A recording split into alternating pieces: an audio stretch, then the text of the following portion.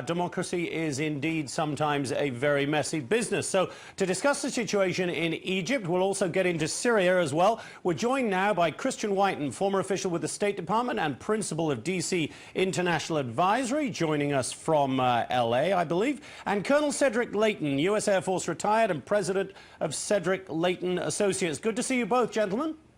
Good to see you too, Jonathan. Good morning, Jonathan. Christian, let me come to you first. On the question of Hosni Mubarak's apparently failing health, we never know whether we're getting the truth from state TV or those who control state TV. How significant would it be, though, if he were to pass away at this point, just as we're about to get the final results of the election? How does that feed into the volatility? Well, Jonathan, I think Mubarak has basically receded from the scene pretty well. He's been convicted of crimes committed during his tenure and during the uprising. He's not someone who's looked upon fondly by the masses in Egypt, so it's somewhat neutral at this point. I think most Egyptians are very focused on the outcome of the election, which, as you noted, is pending, who's going to be their president, and then what role the military plays. It looks like the military may play a significant role, especially if polls, and that's all we have so far, some polls, exit polls, or the equivalent in Egypt, that indicate the Muslim Brotherhood candidate Morsi has won. That's not a hard and fast number, 52 to 48. It's pretty close and could still go either way. Colonel, the election results are going to get certified, we believe, at some point tomorrow. But it appears that whatever happens, the military is pretty determined, as Christian was just saying, to retain a great deal of control. It doesn't quite appear to be democracy in action as we know democracy. No, that's true, Jonathan. You're absolutely right, and Christian is right, too. What will happen is a very typical way of handling the transfer of power in the Arab world, and I see the armed forces trying to retain as much power as possible. Their Supreme Council, the SCAF as it's now known, the Supreme Council of the Armed Forces, is in charge of really the day-to-day government of Egypt right now. They're the leaders of the transition. They're the ones that came in to take away from the chaos that was a part of the Arab Spring. At that time, the Egyptian people supported, or seemed to support, a lot of what the military was doing. But at this point in time, if the armed forces are seen to take away a legitimate election from the Muslim Brotherhood, then there'll be a lot of trouble, and I can see some real difficult times ahead for the Egyptian military and for the Egyptian people if that scenario plays out. Christian, you've argued that the military keeping a role in the event of a Muslim Brotherhood victory is no bad thing from our point of view. I think that's right. You know, I worked in the part of the State Department that was responsible for governance and, if you will, for spreading democracy, the freedom agenda. But one thing that was always made clear was that democracy is about much more than just elections. It's about the rule of law. It's about various pillars that make up civil society. It's not just one election, one time, which is the real risk with any Islamist. You know, a lot of people in Washington have tried to convince themselves that the Muslim Brotherhood has come in from the cold. They're no longer Islamists like the Iranian regime or like al-Qaeda. But I don't see that there's a lot of proof of that, especially if you look at what they're saying in Arabic at their rallies. It's actually pretty scary stuff that looks like, you know, the same old Islamist agenda. So what would serve U.S. interests and what frankly might serve Egypt's interest in the long run may in this case be a very strong military that follows a Turkish model, the model that Turkey had during the Cold War, where tacitly the military had tacit authority to come in and basically push aside some elements of civilian rule when things got too far out of hand, when the pendulum swung too far to the Islamists or to the communists in that case. That may be a better scenario. What's not necessarily democratic is the Muslim Brotherhood winning once and using democracy to kill democracy. Colonel, what's your view on this? I mean, democracy is messy. We don't always get the results we like, as we saw with Hamas taking control in Gaza in democratic elections there. Is it really fair for us to say, well, all right, as it's the Muslim Brotherhood, let's let the military change the constitution and keep control? We can't. It seems to me that we can't say, let's have democracy on the one hand and, well, let's have democratic results that we like on the other. Well, that's certainly true. We have to be very careful that we're not being seen as duplicitous or as talking out of both sides of our mouth when it comes to the Arab Street. And unfortunately, Arab governments and the Arab population kind of look at the U.S. in that way. But I do agree with Christian in one respect, and that is this, that it may not necessarily be bad if the military retains a degree of control over Egyptian politics from our standpoint, but we cannot dictate that to them. We have to wait and see how it plays out, and of course we hope that as they realize what the election results are, that they will accommodate themselves, the Egyptian people and the Egyptian power players of various stripes will accommodate themselves to that result, and that accommodation has to include the armed forces to an extent.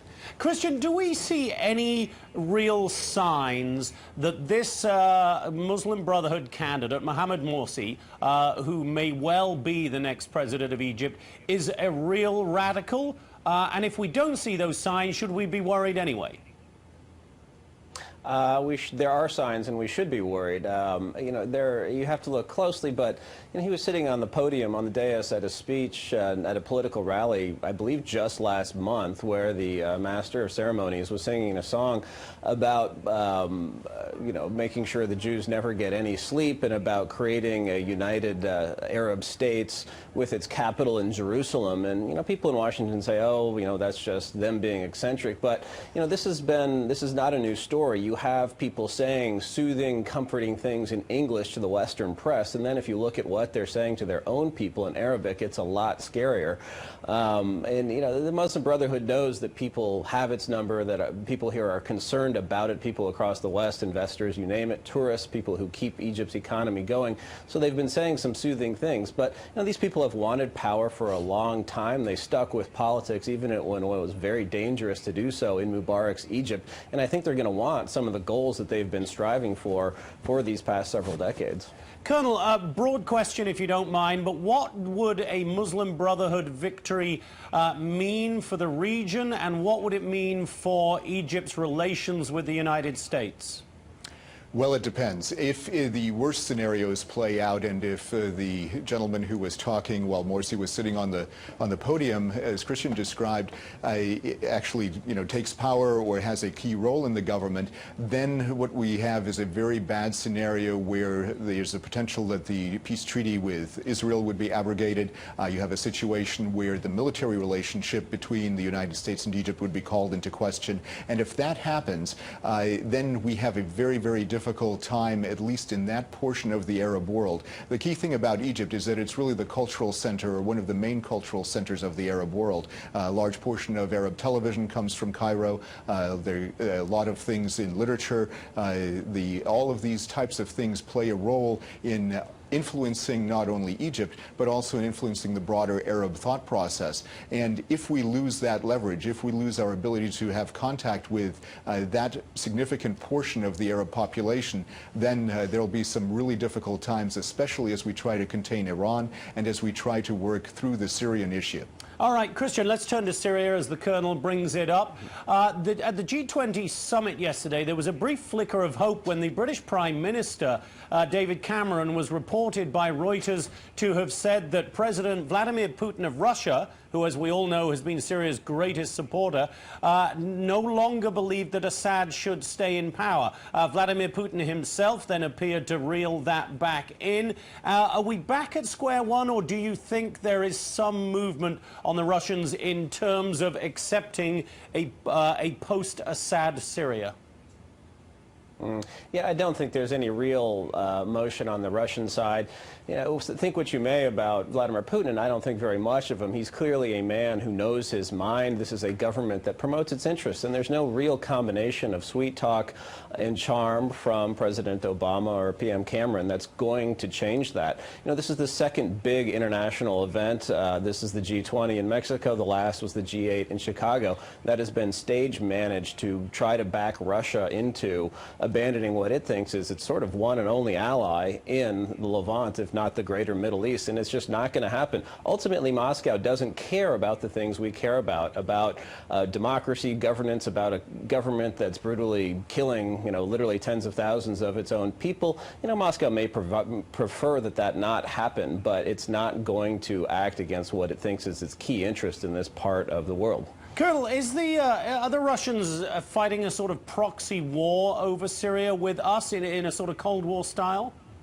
To some extent, yes. I mean, it's not to the extent where you'd say Angola or one of those places, or maybe even Mozambique, where you had Cuban mercenaries going in for the Russians or for the Soviet Union at that time and fighting against our proxies, you know, in a very divisive civil war. That is not exactly how it's working out in Syria. But from an intelligence perspective, from a materiel and logistics support perspective, it is very clear that the Russians are deliberately supporting the Assad regime, and it is also very clear that they will do everything that they can to retain the current foothold that they have in the eastern Mediterranean, and that is their port at Tartus, which is their one and only port and one and only naval base on the Mediterranean Sea. Christian, anything the administration can do to persuade Russia to come on board with the majority of the rest of the international community and try to force Assad out?